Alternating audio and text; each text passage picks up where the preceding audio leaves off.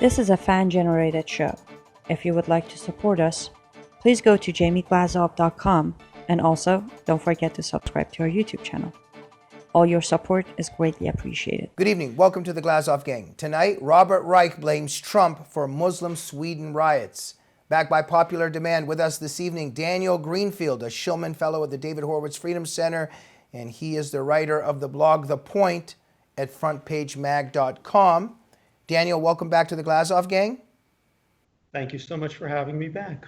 I think that Robert Reich represents something very interesting on the left, and especially lately with, I think these conspiracy theories are getting more and more delusional, Daniel, and at the point you've written a blog on this. So it appears that now when the Muslims are rioting in Sweden, Trump is somehow to blame, right?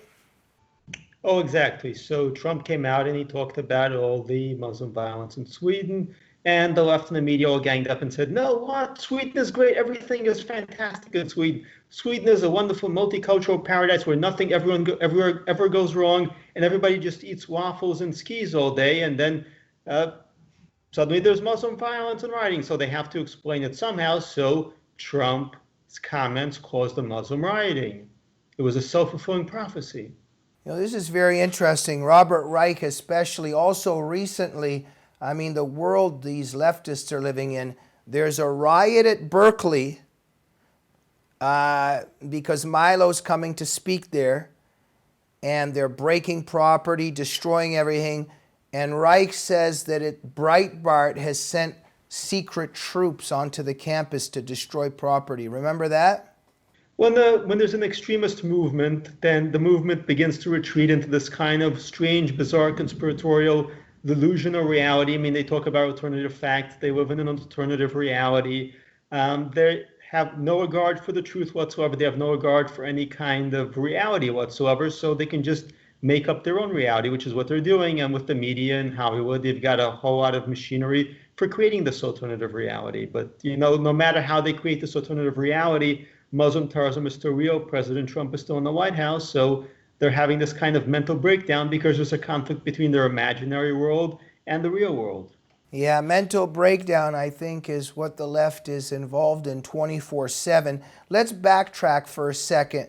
Tell our viewers, let's go through this timeline here. Trump makes a very accurate, important statement about Sweden, but just in terms of his phrasing, there was a slight mistake perhaps that, you know, he said last night, and then they jumped all over that. But he was speaking about something very real and important. Can you tell us about it? Well, the left loves to nitpick, so they were going after Kellyanne Conway for the whole Bowling Green massacre thing. In fact, there had been a Muslim massacre plot in Bowling Green. It was just not successfully carried out because the FBI got in the way. But the left completely ignored the actual existence of the Muslim terrorist plot to just mock and ridicule. They did the same thing with President Trump. They do this on a regular basis. So now when it comes to Barack Obama, he could claim that Austrian is a language. He could make 1,001 mistakes and errors and lies, and there would be no problem. But when a conservative makes any mistake, any error, no matter how slight, of course, they're going to go to town on it. But this became very inconvenient for them because the Muslims very cooperatively came out and began burning cars. Absolutely. Now, Daniel, tell us what's going on in Sweden. Well, it's been going on for a while now. So you have Muslim no-go zones in Stockholm. For that matter, you have no-go zones in quite a few major cities in Sweden and across Europe. But these places have seen repeated car-burning riots, what some people used to call car-burning jihad. They go out, they burn cars, they attack police, they attack photographers, they attack anybody else in the area. This has been going on for a while, and obviously people who are in tune with the situation, with the consequences of Islamic migration were aware of this. The media is largely unaware of it because it chooses to be unaware of it, so it's always surprised by this sort of development. But people who are in the movement, including clearly President Trump, are aware that this is going on. They're aware that there is this constant violence, that non-Muslims have been forced out of entire neighborhoods, and for that matter, entire cities, if you consider what's going on in Malmo. In this area, this was considered a no-go zone. There was an Australian TV crew that had tried to go in there and report on it, and they were violently attacked. When the police go in there, they're violently attacked. So this is the ongoing problem where you have these entire no-go zones, these outposts of the caliphate where Sharia rules, where violence is routine. And when you actually have ambulances going in there, fire departments going in there, police going in there, they have to risk their lives to do that. Daniel, part of this narrative here too, we see, what Robert Reich is doing here, but we see the left doing this every day. And it's very interesting. They actually flip the script. They're blaming the victims and calling them the names of the perpetrators. So what I mean by this, like for instance, we see how the left and anti-Semites, for instance, call Israelis Nazis, right? Yes. And this is quite a tactic that they use. Before I move forward, tell us about the psychology behind this, where the anti-Semites flip the script and call Jews Nazis when, as we know, the Jews are and were the victims of Nazis. It's very perverse, but it's especially perverse when you consider the fact that it was actually the left that allied with the Nazis. There was a Hitler-Stalin pact. They were actually in bed with the Nazis, but to them, Nazism is not a specific political movement. It's simply any kind of nationalism. It's any kind of patriotism. So if Jews have their own country, if they're patriotic about it, if they want to defend themselves, then they're Nazis.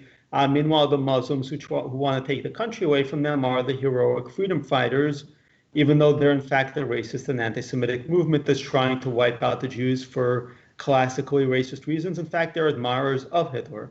But the left spends a lot of time trying to turn everything on its head, trying to pervert everything. So the left, in its own twisted imagination, are always the good guys. Their allies are always the good guys, no matter what else is going on. They have to, even when they themselves are acting like Nazis, when they're attacking freedom of speech, when they're suppressing freedom of speech, when they're terrorizing people, they're the good guys, they're the resistance. So they can burn things down, they can assault people, and they're just being the resistance by doing that. This is in their warped mind. They're acting out this kind of fantasy in which their abuses actually make them good people. Absolutely, and Daniel, it's just incredible what they're now doing with the subject of anti-Semitism and Trump. You would think if the left was really concerned about anti-Semitism, that they would have been concerned about what's happening to the children and the citizens of Sderot, day in and day out in Israel as the Hamas rockets come pouring in and day out. And that just represents, of course, just all the horror and tragedy that Israel experiences daily at the hands of Islamic terrorism and Palestinian terrorism, etc. You would think that they would have been upset about what the Obama administration for years was doing in terms of enabling Palestinian terrorism, enabling terror against Jews and against Israelis in general. Even at the end, the way that that Obama had sent those millions of dollars to the Palestinian death cult, and we know that that money trickles down and spreads into Israelis being killed. And Trump intervened and actually froze that money. I don't know what the fallout is yet. Maybe, hopefully you can tell us. But Trump is actually coming to the protection of the Israeli people. My point is that if the left was really upset about anti-Semitism, it would have been battling Obama day in and day out in terms of the awful position that he had taken in terms of the Palestinians in Israel all these years. But now, because they've created this monster somehow of the outright, when it's just, some yahoo somewhere that has some, racist view or somewhere, they've painted this huge broad brush of many, many conservatives that have absolutely nothing to do with any of this racism or anti-Semitism. And now all of a sudden they're really concerned about anti-Semitism, and because they can kind of tie it to the right, and now all of a sudden they want Trump to defend himself and defend the conservative movement against anti-Semitism. The whole thing's just bizarre. It's worse than bizarre, actually. Right now they're very agitated about the bomb threats coming into Jewish centers, but here's the fun thing, the really horrible thing. The left was defending Muslims who were actually plotting to bomb synagogues not very long ago at all. They defended Ahmed Farhani, who plotted to bomb a synagogue in New York. You can see at The Nation and other publications, all these agonized stories about his suffering in prison. He was entrapped. And Linda Sarsour, who's on television now, claiming to be raising money to help Jews, despite her history of anti-Semitism and BDS, she was in favor of it. CARE, which claims to be a civil rights organization, was holding a rally on behalf of a guy who had plotted to bomb a synagogue. And you had the 4 Muslims who had plotted bombings of synagogues in the Bronx. Again, HBO ran a documentary whitewashing and defending them. So the media and the left were completely in favor of bombing synagogues. This year, for example, the German High Court ruled that Muslims who tried to burn down a synagogue were not motivated by anti-Semitism. You have similar stories in the United States and Canada where Muslims attempted to attack synagogues, to burn synagogues, and the left came out in their defense. So they're being hypocrites, they're being liars. In fact, they defend anti-Semitism, and the left is historically an anti-Semitic movement. Consider how many synagogues were destroyed by the communists, how many, and not just in the Soviet Union, obviously in the Soviet Union, quite a few synagogues were destroyed, but whenever they took power. So in Nicaragua, they took power, the synagogue was transformed into a communist Marxist youth club. This is something they've done over and over again. Yeah, absolutely, Daniel. Well, let's finish up here. Let's go full circle here. Let's go back to Robert Reich and his fantasies, morbid fantasies, dishonest fantasies, wretched fantasies about how Trump is actually to blame for Muslim riots. Let's finish with this. What is behind the delusions in Robert Reich's mind? Well, the left is based on a set of lies. It's based on a set of conspiracy theories. To understand that, you have to understand that the left is fundamentally dishonest. It's dishonest all the way down. It's not as if they had good intentions at some point, the way that some people like to believe, and that sometimes in pursuit of these good intentions, they became a little misguided. Everything that the left does, everything that they believe is based on a set of lies, and the lies go absolutely all the way down. So what Robert Reich is doing is what the left really is. They lie to themselves, they lie to others. They're constantly lying about what their intentions are, about what they're doing, about their agendas are. So they will kill somebody this morning, and then they will lie about it in the afternoon. Again, we saw this repeatedly with the Soviet Union. The left in the United States, when it comes to their own tactics, to their own abuses, is no different. They're incapable of being honest. They're incapable of showing integrity and conscience and simply speaking the truth. And what's the bad side about the left? Okay, that's my attempt at humor. Daniel Greenfield, thank you so much for having the courage and just the tremendous wisdom of unveiling this evil force called the left that you've dedicated your life, and I've also dedicated my life to fighting. What a pernicious, ugly force. Under a minute, what is the conclusion to this show? Well, the conclusion is that it is important for us to counter the left by being committed to the principles and values that they oppose, by being willing to tell the truth, and to actually hold them accountable, because we can't hold them accountable without the truth. And it is important that we remember that, because this is what distinguishes us from the left. And can I just comment? Thank you for everything you're doing this show day in and day out.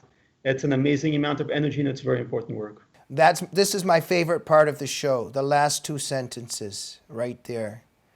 Daniel Greenfield, thank you for joining the Glazov Gang. Thank you so much for having me on once more.